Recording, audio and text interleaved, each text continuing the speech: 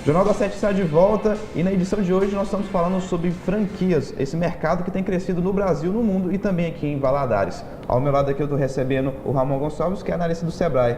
Ramon, a gente falou um pouco no primeiro bloco a respeito das franquias, como é que elas funcionam, mas o que é preciso, qual que é uma característica importante que um negócio tem que ter para se tornar uma franquia?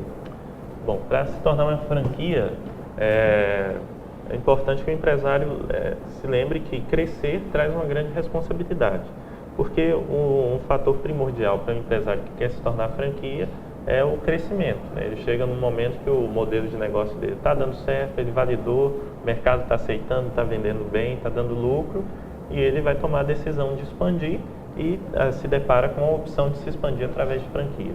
Então, a partir do momento que você se expande através de franquia, vamos supor, o empresário tem uma empresa só em Valadares, e ele passa a ter mais 4 unidades, né, franqueadas. Então, ele passa a ter uma responsabilidade também em relação a essas franqueadas. Então, é importante ter esse senso de que você passa a ser não apenas gestor do seu próprio negócio, mas passa a ser um apoiador daqueles outros negócios que te compraram, porque o sucesso deles é o sucesso da sua marca, é o sucesso do seu empreendimento, aquele empreendimento que você lutou e construiu ao longo dos anos, o original, que depois foi replicado.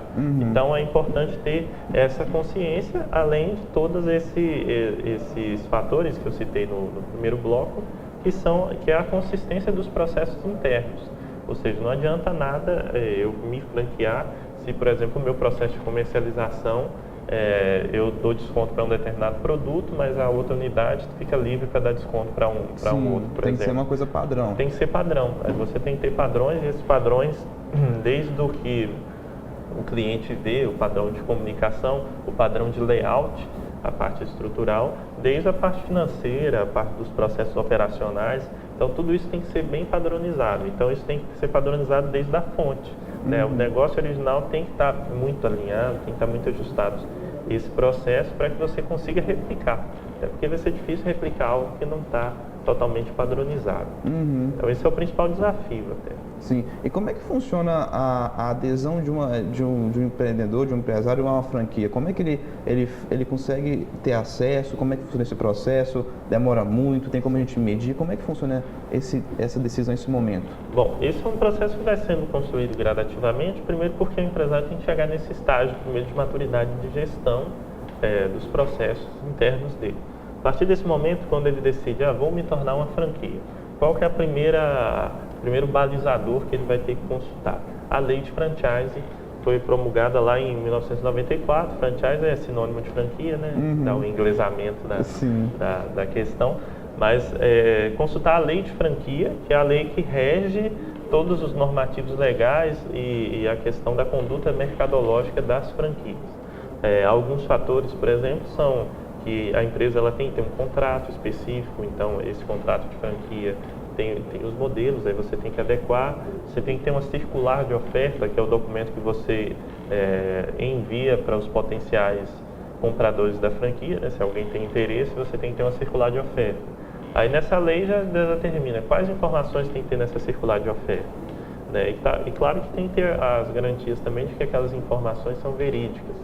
Então, por isso que você precisa passar por um processo, ter um manual de procedimentos da empresa que vai validar de que, de fato, aqueles processos que você está dizendo que existem, eles, de fato, existam, né? Ou seja, está mapeado, está tudo escrito. A pessoa que chegar ali na empresa hoje, ela vai ter acesso a um conhecimento interno que foi construído ao longo dos anos. Então, basicamente, é esse mapeamento de processos e a adequação específica a essa lei de franquias que rege as franquias no Brasil. E é um processo, claro que não é de uma hora para outra. Você, por exemplo, o programa do Sebrae, ele demora mais ou menos um ano de consultorias, entre consultorias, atividades coletivas com os empresários, para que eles cheguem a essa fase de ter o contrato, a circular de oferta e os seus processos todos alinhados.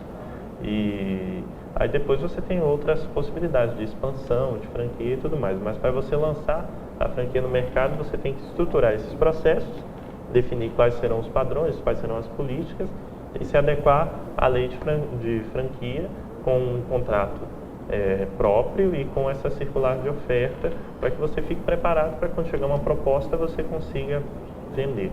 E falando da questão do lado de quem consome, do consumidor, é atraente a questão da franquia, de você poder ir em lugares diferentes e frequentar o mesmo ambiente. Por exemplo, a gente tem várias lojas que são franquias. A gente vai numa e a gente pode ir em Valadares, de outra em Patinga, e elas têm o mesmo sistema. Isso você acha que atrai o consumidor? Sim, porque você tem, por exemplo, em lugares que têm características culturais distintas.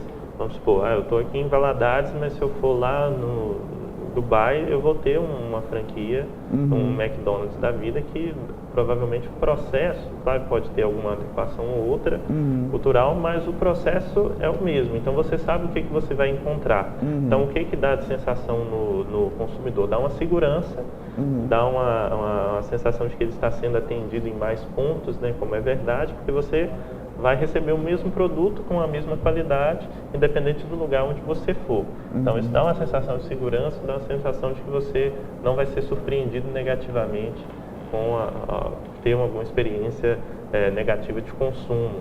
Então, para o consumidor, se ressalta essa característica da franquia. A padronização leva a essa sensação no consumidor final. Mas a gente vai continuar a nossa conversa, mas a gente vai para um rápido intervalo agora. Okay. Jornal 7 volta daqui a pouco falando um pouco mais sobre o mercado de franquias.